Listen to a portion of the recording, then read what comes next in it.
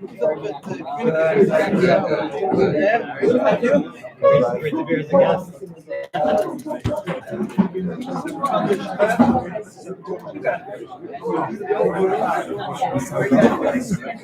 I saw like this pink thing on the screen. I was wondering what it was.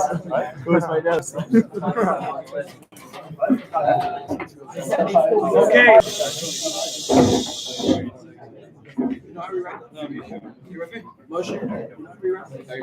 We would like to welcome you to the 7th annual Informal Jewish Educational Panel.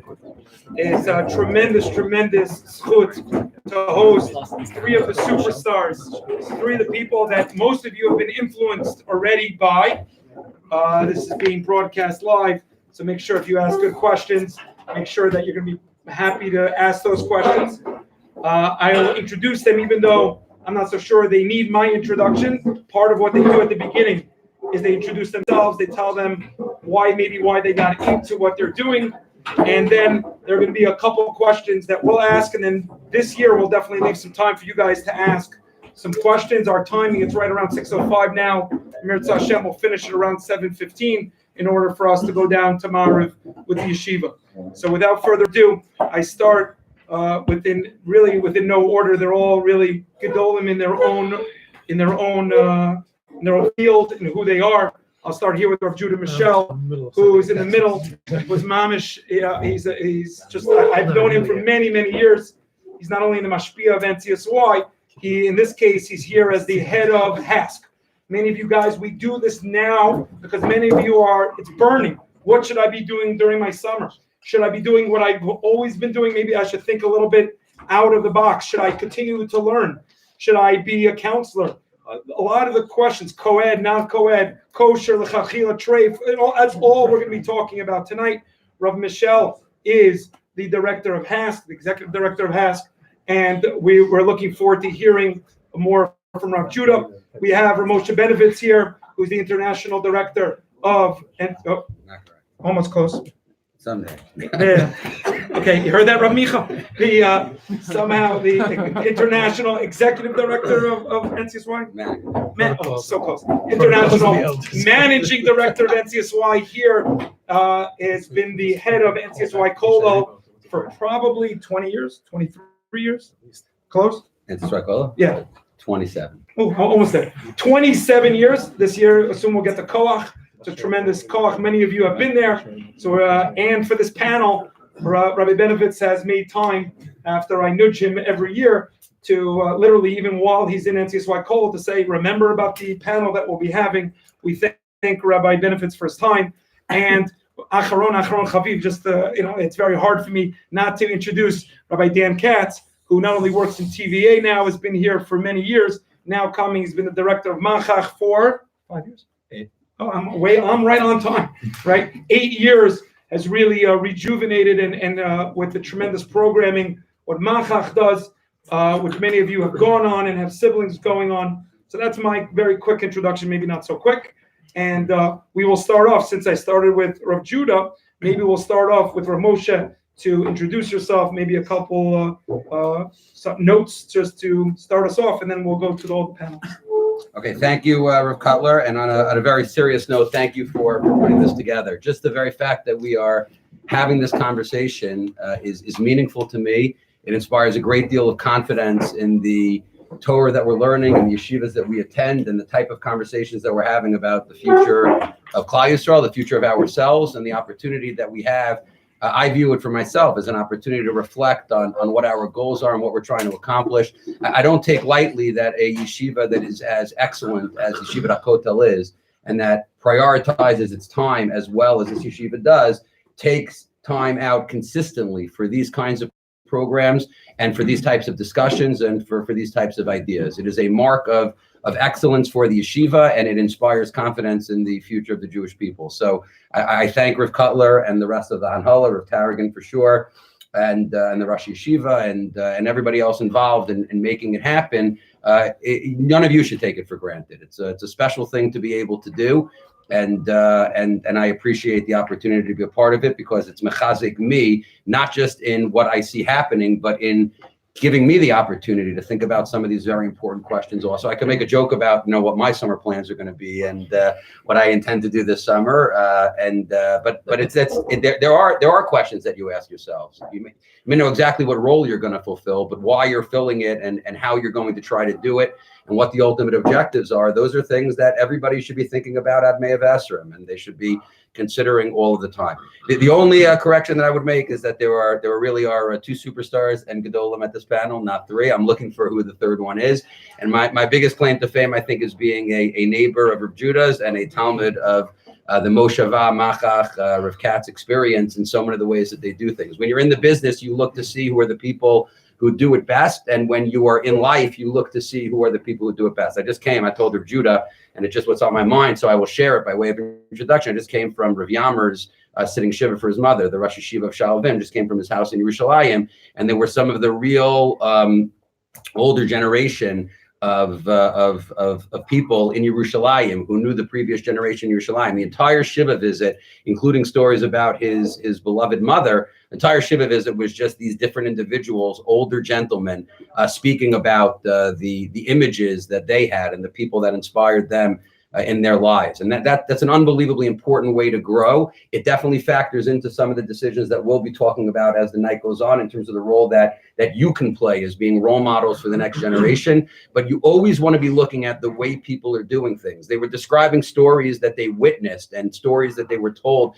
when they were 6 years old that defined their lives. And these are extraordinarily accomplished individuals who just had these images, who just had these portraits of accomplishment and of greatness that are so important on a real level, and both a personal and a professional real level. I look to the things that go on in Camp Hask. I look to the things that go on in Moshava.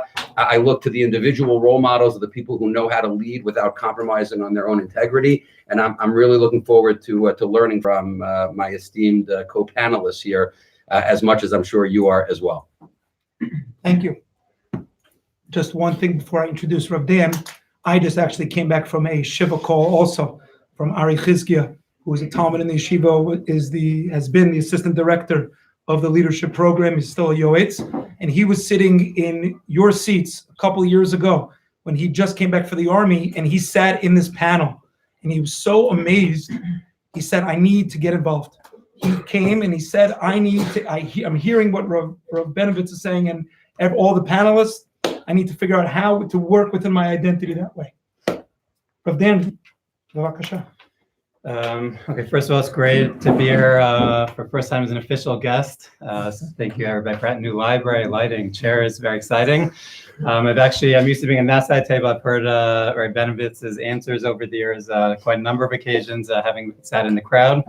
So very exciting to be a part of the panel up here. I just want to share a great story to kick things off for me. So it really goes back to it gets back to, I think, the point in time that you're at, and speaking a little bit about informal education. So I remember when I was a counselor, your age, basically it was right after my Shana Aleph. So basically I had campers in my bunk.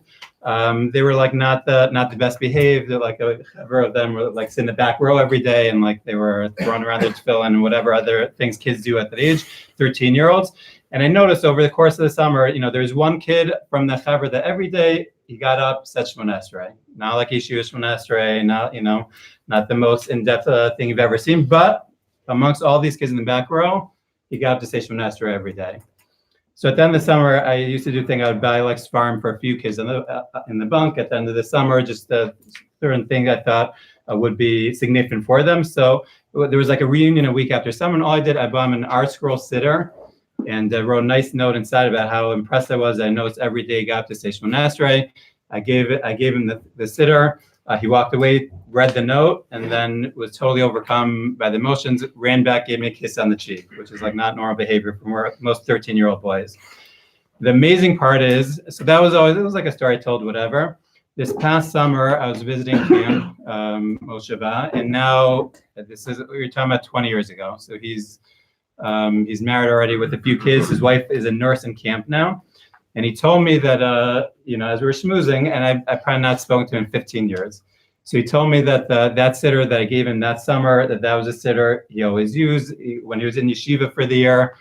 He had lost the sitter, but he bought the same exact sitter again, and that's still the sitter that he uses until today. And I just remember as a Madrichin camp that I was just amazed, at the ability that you have to really impact other people, even at such a young age. And literally, I was so enthralled with it from that point on already that that was a future that I wanted to be involved in informal education, in camping. I didn't know that I was going to be able to make it happen, but I knew that was something that I wanted moving forward. And so, I just think it's significant for us to understand, even at your age now, the tremendous impact you could all have in these areas. And more so, this is a time of life, right, where you're starting to think about things and what you like to do, where you'd like to be going towards.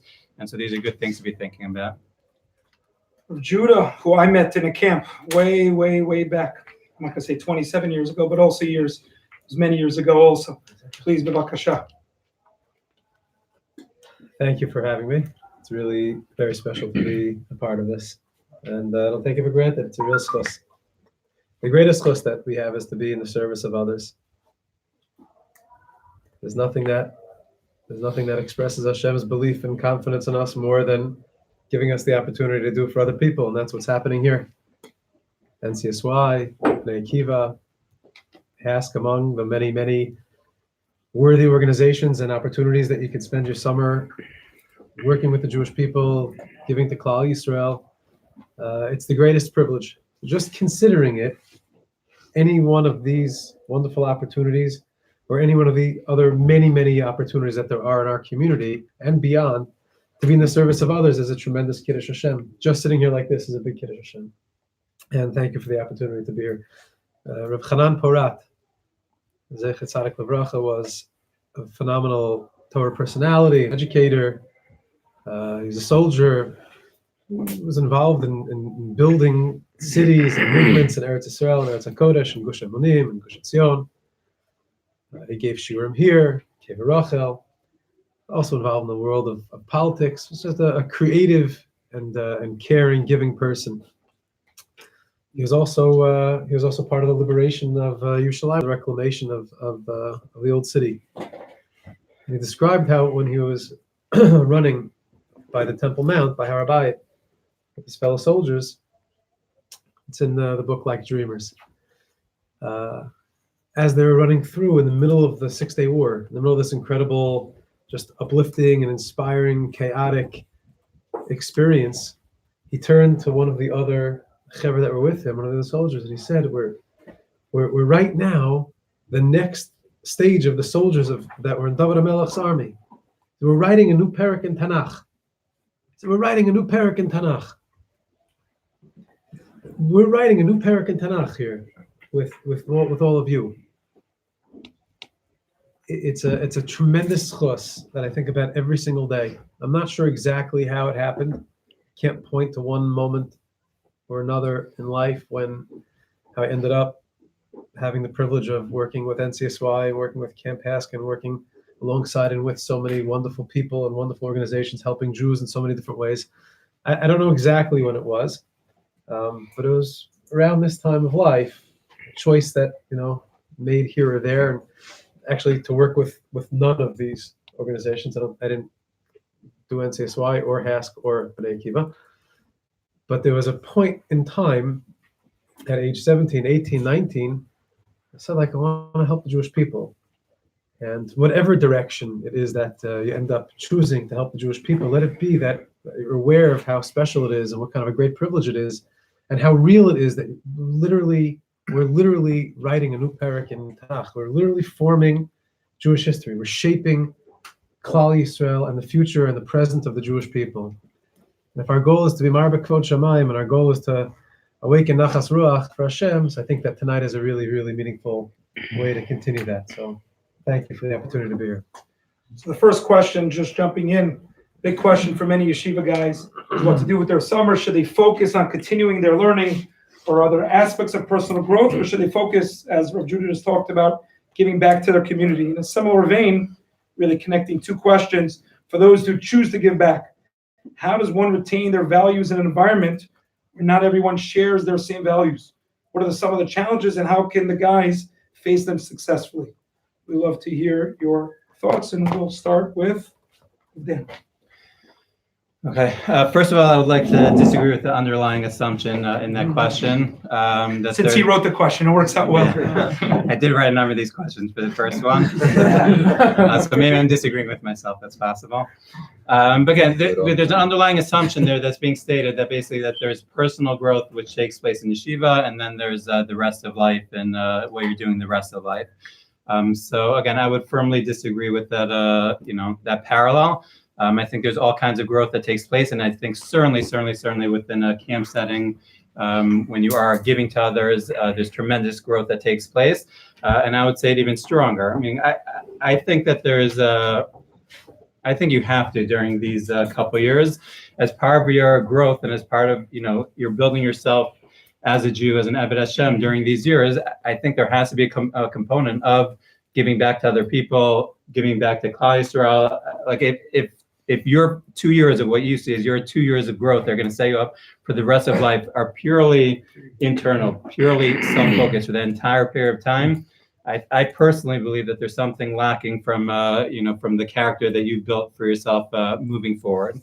And that doesn't mean that specifically has to be a camp for the summer. It doesn't necessarily have to mean that. But I would say if it's not that, then I would certainly be trying to focus on where in the rest of those 2 years am I finding opportunities to give back to other people, share with other people, because I do think that there's danger to be so self-focused and so self-centered, again, even if it's necessary during this period of life, but again, such a long period of time, certainly if you're back in yeshiva for 2 years, I think that there are inherent dangers to your growth. So again, I think that there are, again, I would just disagree with this, saying growth is here and not in the outside. So that's the first thing I would say. And again, I do think it's important, personally, for part of your summer, yes, to think about other people in some structure. That could be a Beit Midrash in your local community where you're also learning with other people and teaching other people. It could certainly be in a camp setting, but I do think that it's important to incorporate that into this period of life as well as you're setting yourself up for the future. Again, I think the underlying idea, basically what's trying to be said, is that inherently, once you leave a yeshiva environment where there's more of a mix of people and different influences, so there could be certain risks involved there. So I mean, plainly, I would say a couple things. Number one, and this is true for at any stage in life, obviously the chevra you surround yourself with is going to be of critical importance. I'm saying if you're going in with a group of people who, even if it's not the entirety of the place, but with a group of people who share your values and motivations and who are going to be honest with you and keep you on your toes, so then your likelihood of success, far increases.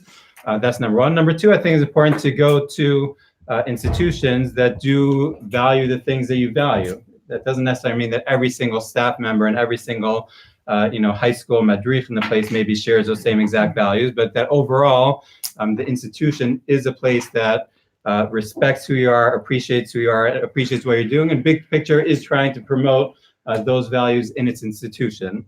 So again, even if it's not wall to wall, every single person there, you have your chevra of people there, and you have an institution that's backing you and hopefully giving you opportunities, to continue your success.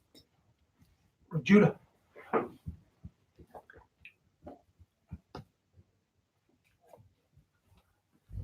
I don't know that I've ever been in a place where like everybody shares my values, like including now, when I'm Keviyachal, the one who's responsible and able to like hire everybody and decide who's there at the table. Even in my own house, like people that I live with, that I love the most in the world, like we don't always see eye to eye on every single topic and every issue. I'm not sure that the goal is necessarily to be in a place where everybody shares your same values. And those values are constantly changing also. It's part of a growing up is that there's a continuous reevaluation and reassessment. It's important to be in a values-driven environment. It's important to be in a place where the language of the environment is one of growth and avodas Hashem.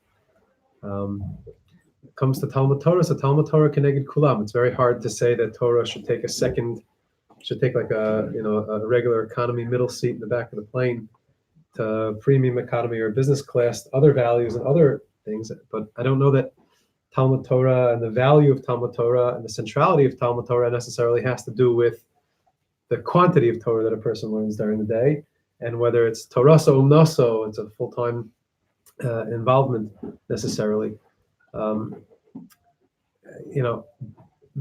choice of where to go and what to do during the summer has to take into account lots of different variables, and every place also has its hadgashot. There's a when you talk about priorities. So I don't know that there's any different priorities in any of the three programs, or I don't know if we represent three programs, represent like 40 programs actually.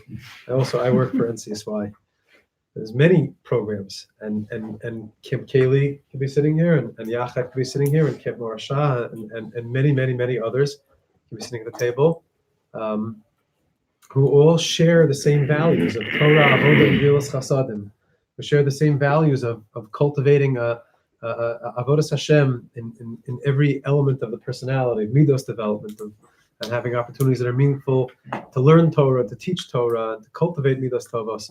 And each program, because of the nature and the goal of the program, have sometimes different way that those priorities are expressed in the opportunities and day-to-day schedule. And it's important not just to consider what the program is offering, but to think about where you're up to. Where am I right now? And in my personal growth and development as a Ben Torah, who every day for the rest of your life has to put Torah study at the center, and every day for the rest of our lives has to be thinking about what it means lahol acharini, to help another person, to do for another, because that's the way that's what God expects of us. That to be thinking every day about developing midos tovos, every day about thinking about what we can do more for Klal Yisrael, and do more for our own personal relationship with Hashem. These are constant cheshbonos and constant considerations that we have at every stage of life. Right now, you're facing a phenomenal opportunity where it's socially acceptable for most of you and culturally acceptable, and it's appropriate to be working in an educational environment, a summer type camp environment. That there'll come a time in life for many of us where summer is just a continuation of the year. So the consideration here is not just what the programs are offering, but really where do you see you're going to be able to grow the most from? This is the time of life when the cement is really very, very wet. And this is not the highlight of your growth. These year or 2 or 3 in yeshiva, not the high point of your growth as B'nai Torah. Chas v'shalom, if that's the case, then it's a terrible failure personally, and a terrible tragedy for you and for the Jewish people. At age 19, 20, we're peaking. But it is peak opportunity, and it is high season for impact and finding growth-oriented environments that'll be most appropriate for the sliding state of priorities where you're up to now. And that requires a lot of davening, a lot of thinking about it, talking to Hashem about it, davening over it, talking to your parents, talking to your rabbeim, and talking amongst each other. And most importantly, making a cheshbon nefesh about where exactly you'll be able to pick up the right frequency, the right, the right order of priorities for where you need right now. But I wouldn't necessarily think that there's that any one of us would say that one program is better and more important than the other. It's just a question of where you're up to personally, and that's really on you. So I meant what I said before. I'm thrilled to just listen, really, and to pick up on some of these nuggets and insights from Rav Dan and from Rav Judah. It is. I also take issue with the questions. Also, we might represent 40 different programs. I think there were 40 different questions represented in these few lines of a different kind. So I don't even know where to begin. But I guess just to pick up on one of the themes, I think that runs through a few of the questions, and also in a couple of the comments that we've heard already. I think it's an important point to make. There definitely needs to be a distinction between being an environment that I don't share all the values with, and an environment that I feel my own standards are being compromised in. And I think that's something that both Rav Dan and Rav Judah were trying to stress a little bit. It's probably not healthy to be in an environment that is demanding or expecting of us excessive and constant compromise in standards that we have for ourselves, behaviors that we think we should be doing, or committing, or who we should be doing them with. We'll get to, I guess, some of the co-ed stuff in a minute, but that's almost certainly not right for everybody all of the time. And again, a person has to know what the level of all sorts of what the level of learning is, and what the minyanim are like, and what the standards of religious behavior are. That's not a question of being in a place where the values are different than mine. Values different than mine is healthy. Values different than mine is actually one of the biggest favors that we could do to ourselves during the summer. I am a big believer, and I've said it before in this forum, I think this decision has to be made by looking at what are the goals and objectives of a summer, of really, if any, Ben Azmanim. The same would go for our vacation on Sukkot or on Pesach. And what's the best way for a Ben Torah, for a Ben Yeshiva to approach that? In my upbringing, there were always two schools of thought about that. And for a long time, I did not know which school of thought I felt more strongly about and which one I believed in more. I had many chaverim who viewed Ben Azmanim as being a nisayon and a test ground for how well they can maintain the behaviors that were near identical to whatever they were doing during their time in yeshiva. If you were a good Ben Torah or successful in yeshiva, you kept your starim during Choresman, and if you were an exceptional Ben Torah and Ben Yeshiva, then you were able to learn the same 14 hours a day, even when you were home in Muncie or West Hempstead, and to do it like that, during Ben Azman, and when your Rebbeim weren't around, you didn't have the structure of yeshiva. I don't know that's the school of thought that I would adopt or recommend to you. The other school of thought was to say that Ben Azmanim, our summers, are meant to be complementary parts of our educational process and of our growth. And here is where I think the points that Rav Judah and Rav Dan both made so powerfully really need to be paid attention to and listened to. This is a growth process, and this is something that is in our best interest to engage in, or it isn't. But we need to look at it from that perspective. Nobody should be a martyr during the summer. Nobody should sacrifice their own growth during the summer. We're talking about ways to figure out what are the ways in which the education that we get in yeshiva, the education that we got in high school, the education that we will get when we're in Yeshiva University or the Mir or in the Maryland Hillel, wherever we're going to be next year. What are the ways in which those educations are giving me what I need and what is crucial for me to be able to grow and be successful in life? And what are the areas that I must use the summer to be able to supplement and complement for them? Yeshivas are factories, and I don't mean that in a derogatory way. There are very successful and lucrative factories in the world. Yeshivas have perfected a system of inculcating certain values and certain ideas in those who are willing to accept them and take them from yeshiva. They teach us a lot of material. They teach us how to be great growth-oriented individuals. They teach us a great number of things, but they don't, almost by definition, teach us everything about life. They don't teach us all of the skills that we're going to be able to do. And in fact, sometimes they teach us the opposite. Yeshivas are not factories for selfless behavior. Yeshivas do not teach us an abundance and variety of darchei limud, for example, even in the academic realm. We generally get attached to a rebbe or to a style in yeshiva, and there is nobody who is attending a yeshiva. If you attend an open yeshiva, that has a connotation that is far beyond what we're speaking about right now. Nobody is having a year in Israel in which they are going every Tuesday night to hear a Rosh Yeshiva from a different yeshiva give a sikha in a radically different style. There was once upon a time where people did things like that. And if you're doing that once a week on a Tuesday night, you're definitely not doing it 3 times a week. You're definitely not doing that as part. You're getting a very, and I don't mean narrow, not saying anything chas v'shalom insulting about Yeshiva Dakota and the wonderful things that it does. Frankly, they're probably better than most at this. But it's a very narrow kind of academic perspective. And outside of the academics of it, it's an exceedingly narrow life perspective on it.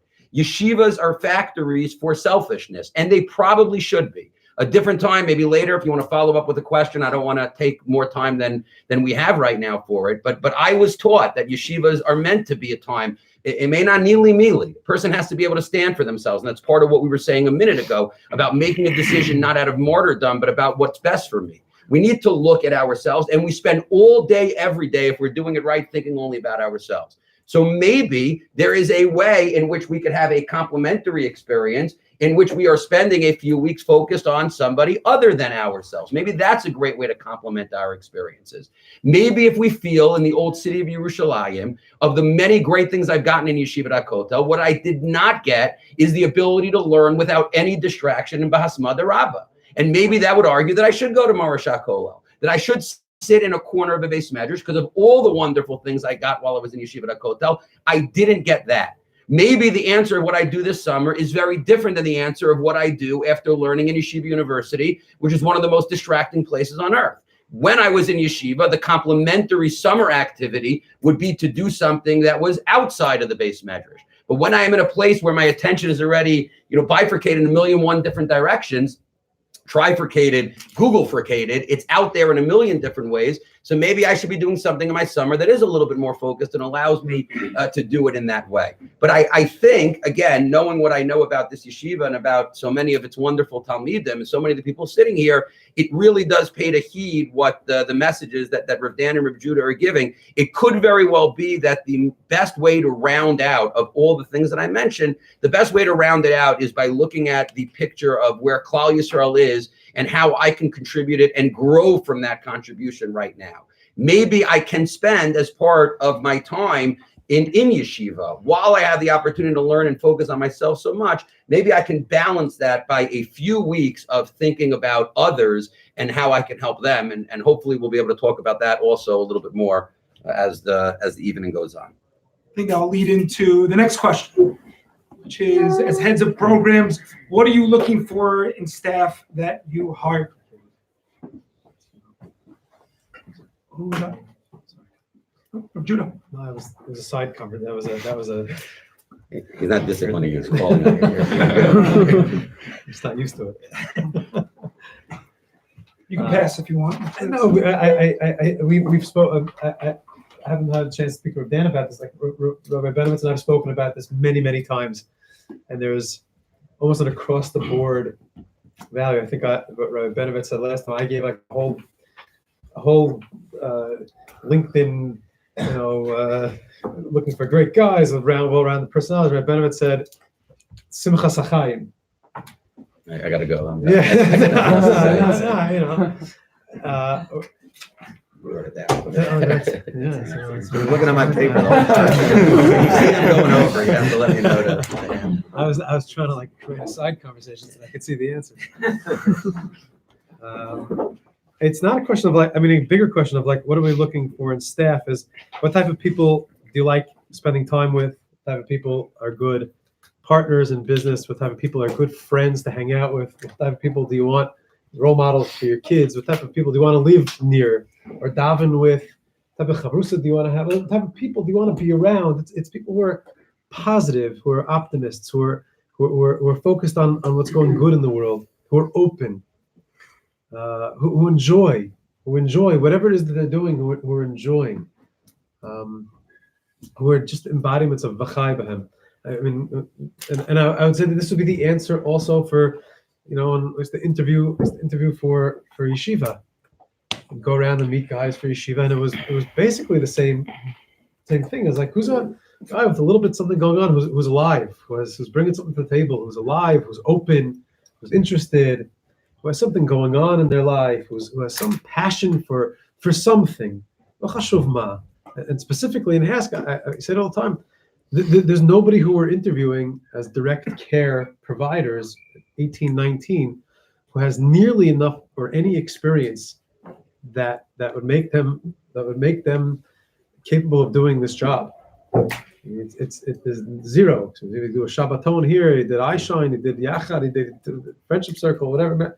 Nothing that anybody has done in the world of taking of individuals with specialized needs will make you someone who is capable of doing this job. But being somebody who's open, who's positive, who's interesting, who has passion, who knows how to work with people, who's a good team player, can help you, can mean that you do a great job at Camp Ask or any program.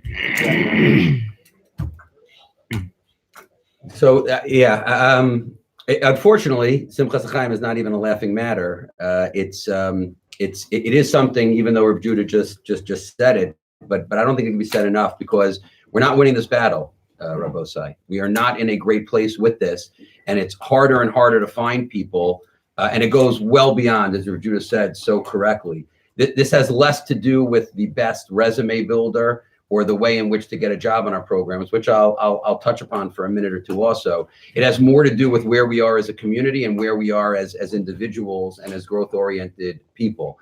It's harder and harder to find people who are happy. And I really love that word that Rav Judah used, which is a good synonym for happy, because God knows there are plenty of bad synonyms for happy that are fool's gold, that confuse us greatly in terms of what we're talking about here. There's an optimism, a lack of cynicism. There's a sense of appreciation that feeds a zeal for life and something, something really, really positive there. And like I said, we are, as a broader community, that means our generation, and we can talk a little bit about technology if you would like, the role that it plays with this, and the ways in which it negatively affects us. But we are the most depressed and the most depressed with the most community that has ever existed on the face of this earth. There have never been people who are so unhappy with themselves. There have never been people who are so dissatisfied and who walk around with a real sense of cynicism, negativity, and whether it's clinical depression or not clinical depression, there's a problem that we need to look at and try to figure it out. I doubt there's anybody in this room who hasn't either directly themselves experienced or had a friend, a close friend or relative who has been, really plagued by this. And again, I'm not speaking about the type of physiological or real, depression that is chemical, perhaps. I'm just talking about the ways in which we go through life and the way in which society kind of gets us down.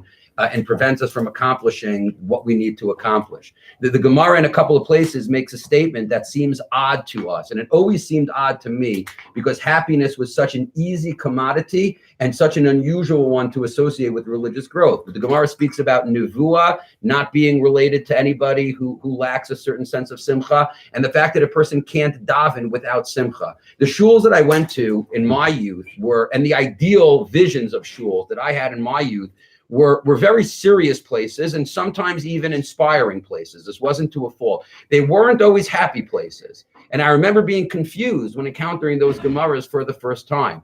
And I'm not confused anymore, because even those places of seriousness, if they were truly unhappy places, if there were people who did not have an optimism and a simchas chayim, those shuls no longer exist. And I dare say that many of their children are probably no longer from. It wasn't something that was sustainable and not something that attracts people or works for people. And we have to solve this, not again on a resume or on an application. We have to solve this within our own lives and within our own batei medrash. We need to find the things in our avodas Hashem that make us happy, and we need to invest in those things. We need to develop an outlook on life that is far more appreciative for the opportunities that we have and recognizes how good things can be and how to make them things that we are excited about. And needless to say, this is not at all, again, significance doesn't come in that resume. It comes in the fact that this is what works in the various programs that we have. No one is going to be effective in Camp Moshava. I don't want to speak for them, but I have no doubt that it's true. No one is going to be successful in Camp Moshava. No one is going to be successful in Camp Pass. No one is going to be successful in any of the NCSY programs or in Camp Keli Morsha or Camp Aguda. No one is going to be mashpia on a person with a frown on their face. Nobody's attracted to it. Everybody's looking for something else. Everybody wants to connect to a source of this simchas chayim, a source of this confidence, and a source of this optimism. That's what people are looking for. It doesn't make a difference how charismatic you are. It doesn't make a difference about anything else. People are going to follow like moths to light in this very, very bright room. People are going to follow that which is happy and that which is optimistic, that which is confident and that which is, again, not feel good in a dirty or derogatory way. And I think I've said it before, and it's already the time of year they're selling sufganiyot in the bakery. But I remember the way Rav Weinberger, when I first got to know Rav Weinberger, he used to describe the beauty of Hanukkah, and he used to use that phrase of a lichtige house. He used to describe the way in which a Jewish house in the middle of the winter, or a Jewish house in the middle of the worst times in Jewish history, in the darkest periods, you could just walk in and feel this burst of light. That light is not the light of Kabbalah. It's not the light of mysticism. It's not the light of Gilui Shechina. It's not the light of anything. It's the light of happiness. It's the light of a simchas chayim. A lichtige house is something. And I remember hearing that phrase for the first time. I was probably married with my wife. I don't know. I could do the math right now. Probably been married, 5-6 years, very much in the category that we're still in, by the way, of trying to figure things out, as we go along. But that was it. Okay. So that's what we're going for. Is the house light? Does the house have that certain type of vibe to it, that certain type of energy to it? That's what everybody's looking for. That's what it is. And it's not fake, and it's not silly, and it's not superficial. It's very real, and it's very powerful. And it's something we all need. 30 seconds just to say there is a significant difference, I do believe, between Camp HASC and at least the NCSY programs and maybe I don't know where Mosheva Machach falls out on this, although I suspect I know. We do allow for and assume certain levels of experience that are important. This is challenging to be able to do, and it's challenging to be able to reach every year. It becomes harder and harder, not just for old people like me, but it becomes harder and harder for anybody to be successful at kind of going against some of the more negative trends that are affecting our society and to influence and impact people. The fact that you sit in yeshiva and think you know how to do that is not nearly as valuable as doing it and having good experiences with it. And therefore, we just, again, practical tips. And this is why, by the way, I'll say it's not a bias against any yeshiva. It's not a bias against any of you. I do not like, all things being equal, to take guys who are right out of yeshiva on significant positions of influence on the program, because of the fact that lack of experience will hit you square in the face when it matters the most. And it's not really a good thing. So it's important, again, during your Bein Hazmanim or during other times, or even during your time in yeshiva, to have opportunities to interact with people who think very differently than you do, and to be able to show that you have mastered the art of communicating with those people and that you know how to do that, because that will help your application, at least for us, immensely. All right. Specifically for me, again, I would say there's like really two things it boils down to for me. I'm not going to get into characteristics. I think there's a lot of different types of people out there. Some will be the types that get up on the table and collect a tish. Some will be the types that will sit there for 2 hours listening to everything the kid has to say. And so I think there's a lot of different personality types and characteristics, that you're looking for. But I would say there's baseline two things that I need, which are unfortunately also I find more challenging to find the combination I've put together every year. Number one, like Rabbi Benevit said, is I'm definitely looking for a track record. At this, the youngest I'd be taking is like a post on a bed age, which means that there were opportunities already to be counselors in various different positions before. And, certainly the program I'm running, I have 6 young people who are responsible for 40 even younger people. And then I'm the one that takes the phone calls from all the parents. So I need to know that those 6 people are ready for the big, major responsibility that we're giving them for the summer. And what I always tell people, we have interviews for the program. What I always tell people, and I can tell them in advance, there's no reason to be nervous for the interview because I'm going to call a number of different people about you. And that's going to be far more important to me than whatever you say at the interview. I'm looking for good counselors. I'm not looking for good interviewees. Okay. So meaning that number one, that there's a proven track record of success of working with Jewish youth. The second thing, and also, which unfortunately is, I do find getting more challenging, at least for me, just really people that are good role models for the campers on the program, people that's not only speak about values and could get up there and give the speeches, but live the values that we're talking about, live the values that we're trying to educate. And with the Bnei Akiva, we are, as we refer to, Dugma Ishit, they serve as a personal example. Basically, if you are not that, then everything you say during the summer is almost a waste. As soon as they get onto your Facebook page or Instagram or whatever it is, and they see a life that's not in consonance with what they were portraying, what you were portraying during the summer, or the shiurim you gave, or the speeches you gave, without exaggeration, almost everything you did during the summer is almost worthless. So for me, those are really the two fundamental things I'm looking for the summer. And again, I will absolutely say it is absolutely a struggle too nowadays. And so for everybody, again, thinking about summer plans, I think it's important to be said. I think people like you, they're not doing summer programs. The replacements for you will not be as strong. And I think that's with that debate.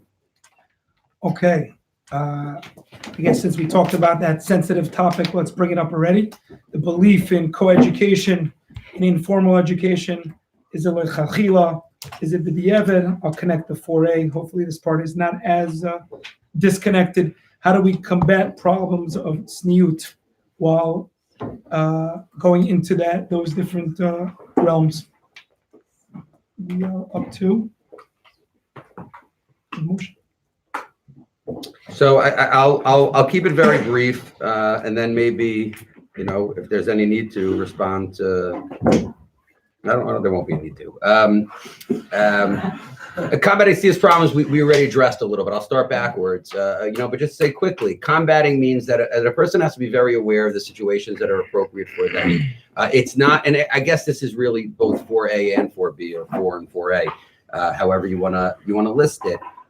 It's not really a great time for excessive compromise. You're playing with a lot if you start in the realm of compromising. And it's not a good thing to do. So on the practical level with values or with standards, as I made that distinction before, I don't know that people should be putting themselves in a situation if they have a choice otherwise, if there's a way to combat it.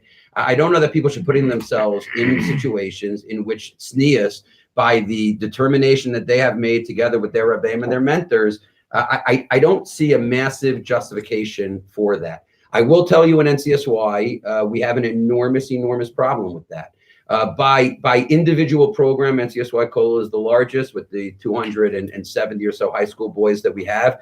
But by kind of brand name, our largest group is our cumulative about 14 TJJ buses, which are public school young men and young women, who number close to 800 that are coming for the summer on those 14 different buses and from all across North America and beyond to spend the summer there.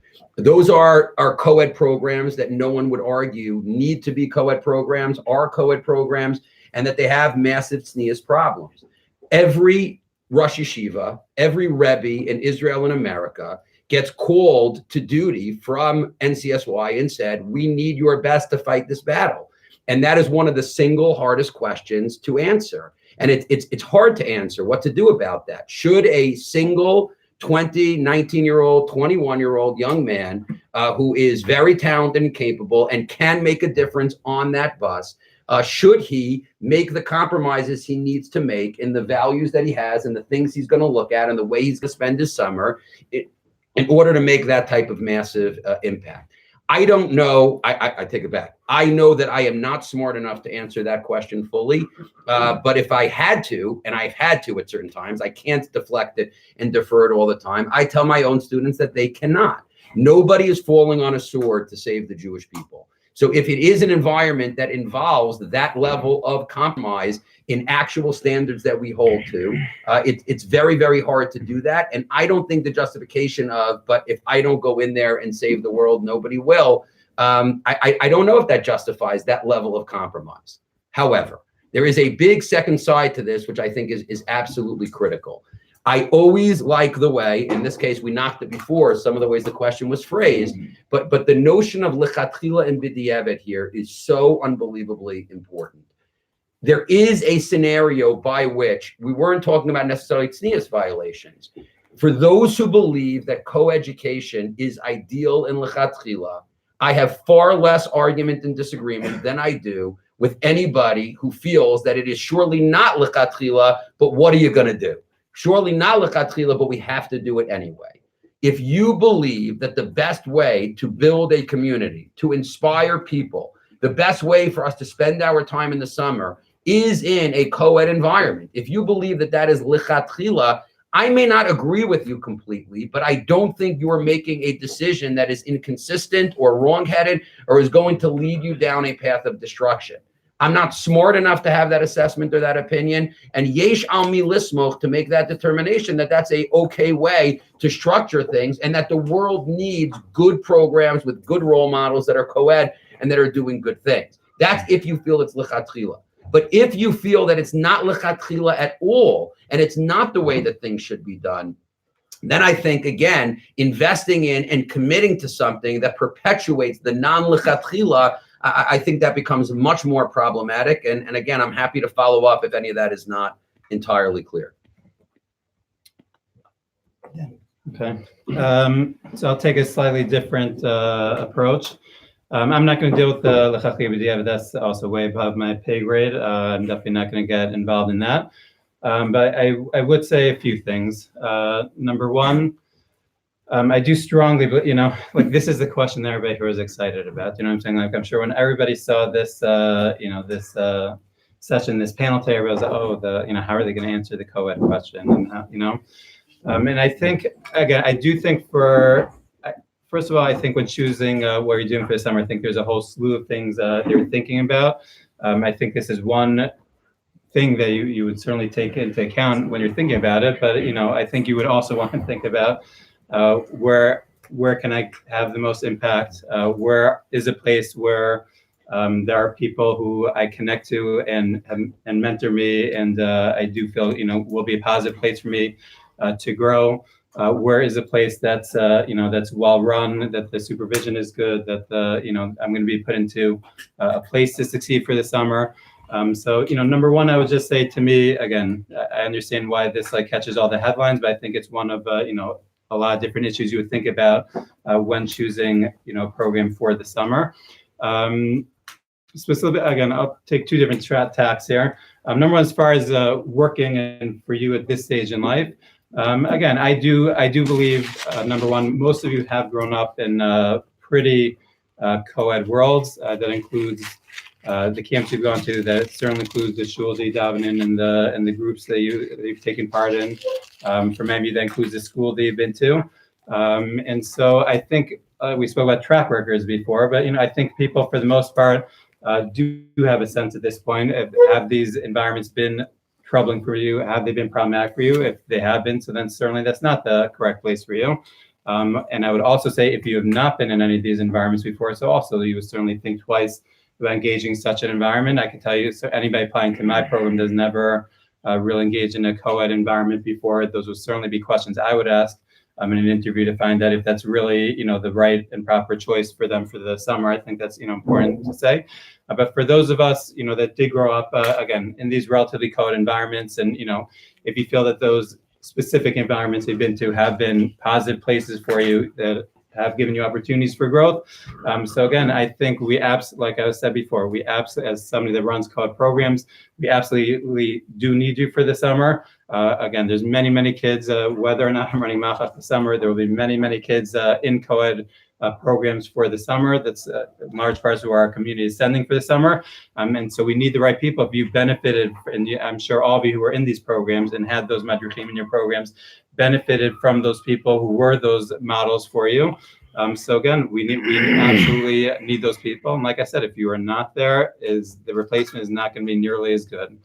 So I do think for those of you, again, that have the track record and know that's been an okay place for you, I think, I would say even a responsibility to go back and to pay back what you were given. As far as the general concepts, again, that is above my pay grade. Like I said, I do think that we live in a very co-ed world nowadays. If you see your life is going to a place which is going to be very separate communities and no interactions, fine, that's a totally different story. But for most of us, we're going to be working co-ed environments. You're going to be, involved in all kind of co-ed groups. Your shul is going to be very co-ed for the most part. The shuls you're going to choose to go to, and so I think all that being the case, this opportunity where we're giving back in life, I'm not sure all of a sudden now would be the time they would choose, that you would choose otherwise. All of a sudden, when almost every other aspect in life will be, relatively co-ed. Right before we ask for Judah just to get ready, we have around 15 more minutes left. So some sort of limud from the previous years after Rav Judah answers, we'll try to take 2 or 3 questions. So people will try to get us all awake for this last 15 minutes. Chazak. Rav Judah Shlit. There's a really amazing trend that's unfolding in, I think, a lot of the summer programs, certainly the ones that are represented here tonight, and beyond this, that there's a renewed focus on the growth of the caregivers. I mean, there's the narrative is shifting, not just to include the experience of the madrich or madricha vis-a-vis the ones who they're providing direct care for, whether it's the high school kids or the participants on the program or whatever it may be. But there's certainly feel it, and from where I'm sitting, looking at Moshava somehow managing to include a value in every single activity and physical space on the campus, and even snack time is connected to the theme and the value, and the songs that are sung and the experience that's had is that there's a full immersion in something that's growth oriented, that has to do with drawing close to Hashem and with a specific language. And that's always been the case of NCSY Kolel. And there's an Or HaChozer that creates a healthy, positive competitiveness of who's able to create an environment which is more growth oriented. And that's really the most important consideration here, beyond, I would suggest beyond whether it's co-ed or single gender, is where are you going to grow the most? Where are you going to be able to really develop as an Eved Hashem, as a Ben Torah, as someone who is filled with yearning and ritzonos to whatever your values are, to be somebody who's living with the language of Yiddishkeit and Torah. And like Rabbi Benevitz said, it's not a time for compromise on that important value. It's say that it's also not a time for combat. I mean, like, you can't put yourself into a situation where you're gonna have to be fighting an uphill battle to feel comfortable, but to be able to have 2 feet on the ground and feel yourself and find your place. Because then, then you're cholik al hamakom, so to speak. Then there's no place to be yourself and really receive and enjoy and be the best you can be and have that positive impact as a dugma ishit or a role model or as a good counselor or madrich or whatever it may be. Yourself don't feel like you have 2 feet firmly on the ground. And if being in an environment where that's co-ed, that whether or not you see that the rest of your life you're going to be around women, coming from yeshiva in between Shana Aleph, Shana Bet, or on your way out of yeshiva after a couple of years, it's totally acceptable to say, I'm not a misogynist, and I'm not adding to the patriarchy here, and I'm not erasing women, but I want to be with Chaver during the summer and have my time more focused on learning Torah, not have to deal with that pressure or that nisayon. That's totally acceptable. I think the answer is yes, depending on who you are, and depending on what the values are, what the goals are, and depending on what the idea. It's hard to say what's that there's an across the board answer for anybody. Any answer would have to come with an asterisk of ask your Rav, speak to your parents, talk to Hashem, think about it yourself. But just consider that when we talk about sacrificing for Klal Yisrael, we talk about putting the needs of the Jewish people first, and of doing everything we can for Yidden. To remember what the Maggid of Mezrich said, the primary student of the Baal Shem Tov. He said, "V'ahavta l'reacha" begins with kamocha. We're also part of Klal Yisrael. I also have to sacrifice for my own needs and for my own growth. And that's not called being selfish. That sometimes takes mysterious nefesh. If I feel like I can contribute and give to others and improve the well-being of another person or be a good role model, but for where you're at right now, I have to really focus on my own learning or growth or whatever it may be. And sometimes there's mysterious nefesh to circle the wagons and put the emphasis on our own personal growth first. And that's also v'ahavta l'reacha kamocha, and that's also working for Klal Yisrael. That's also mysterious nefesh. That's also taking care of the Jewish people. We're part of the Jewish people too. So it's a lot of cheshbonos to make, a lot of conversations to have amongst yourselves and with your families, and with your rabbeim, with your teachers. And I think that as long as we don't kind of fool ourselves, as long as we're really honest with ourselves, then there's nothing to feel bidi evet about when you make a decision. It comes from a real place of cheshbon and nefesh, and tefillah, and thinking about what's right for the Jewish people, ourselves included. Then we could say Elu ve'elu devrei Elokim chaim. Then we could say Shivim panim l'Torah. Then we could say there's no wrong way to eat a Reese's. But you have to go through the work first. You have to go through the real inner working and the real honesty. And Hashem Yazrechem.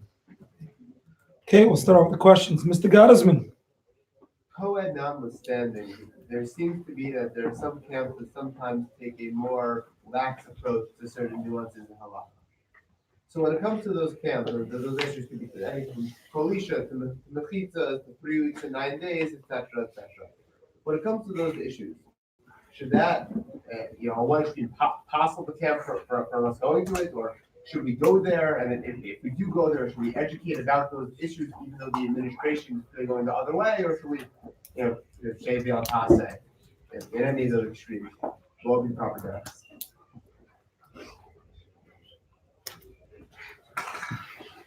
First of all, I'd say that I would say just a starting point. I think the process of the decision making of the camp is an important aspect. Meaning that there's there should be rabbinic authority, a Rav Machana, whatever it might be. It's not just the people running the camp. That's, for convenient purposes is the right thing to do. I mean, that there is some kind of process in place. I think that is important for a camp they're working in, that that's like part of the ethos of the camp and how things function in the camp.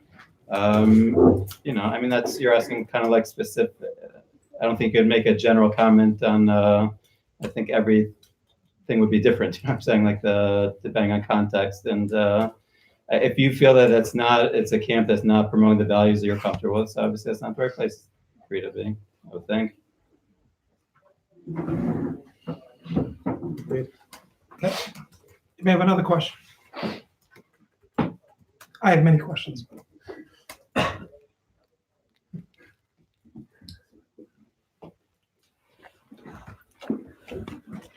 Yeah, go ahead, Mr. Winkler.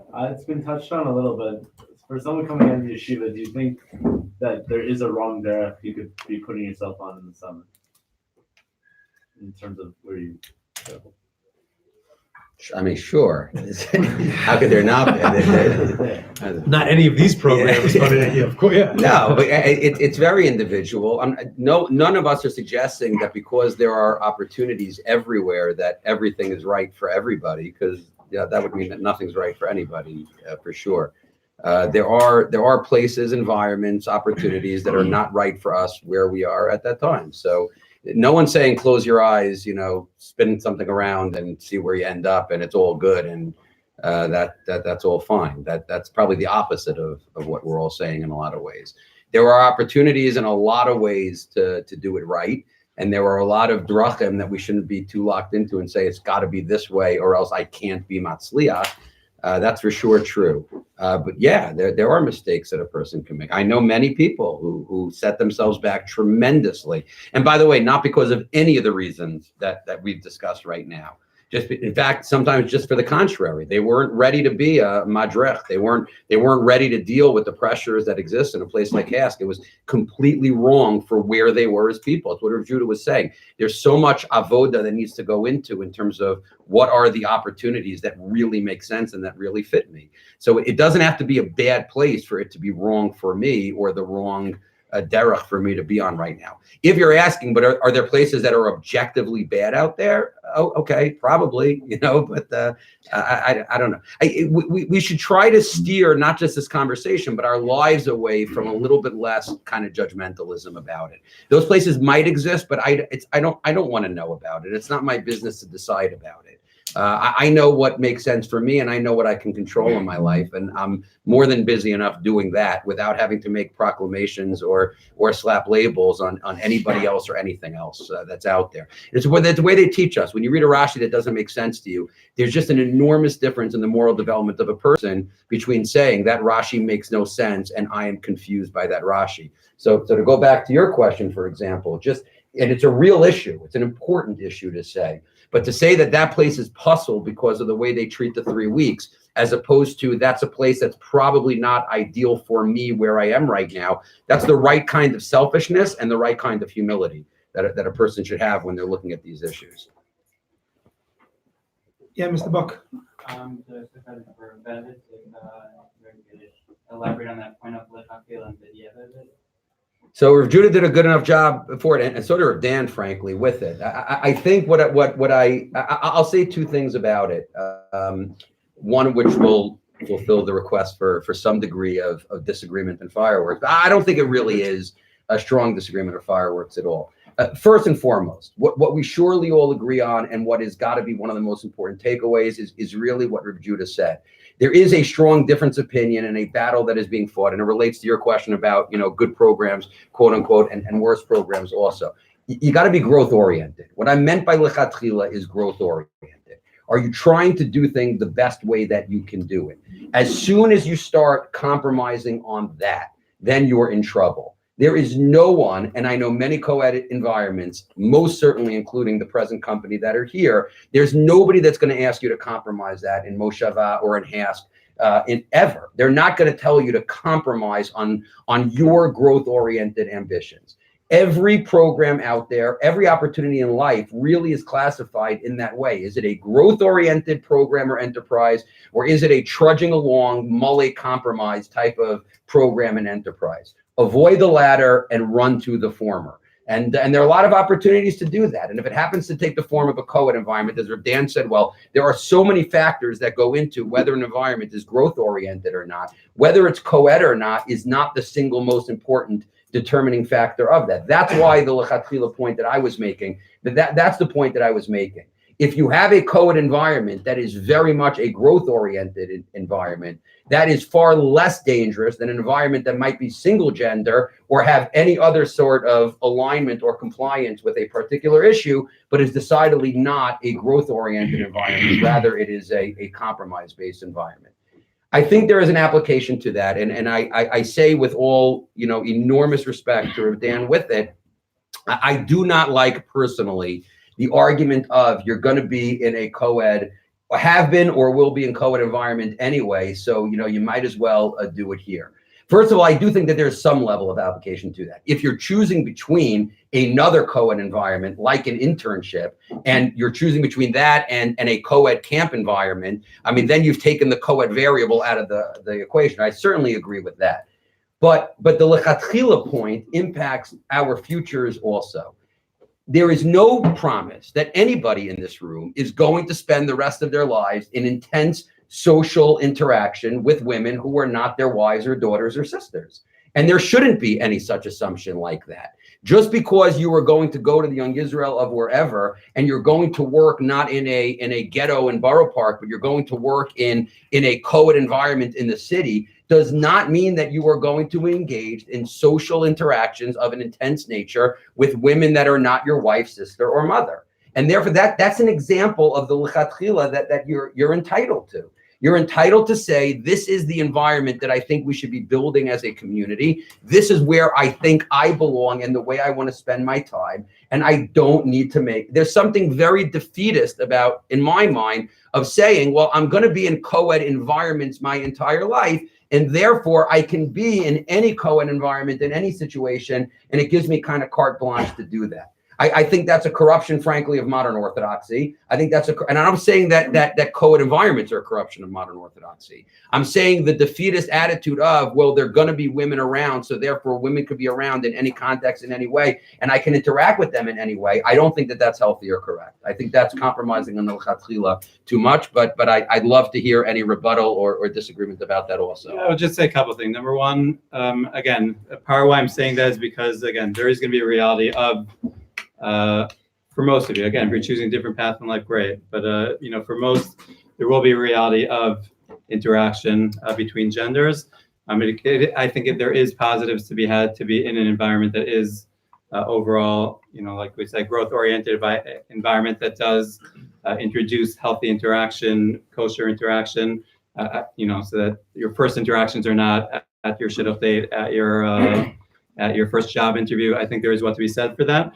The other thing I'll say is, there's certainly also people out there, and there are healthy interactions which are beneficial. I will say, certainly for the Moshavah people out there, certainly one of the most important relationships I've had in my life is someone who's been a mentor for me since I was around your age, which is Chana Spiegelman, which many of you are familiar with. I would largely credit her, Kim Moshavah, for example, for the fact that I live in Israel today, the fact that I chose a career in chinuch, largely came from ideas and modeling that I have gotten from her over the years.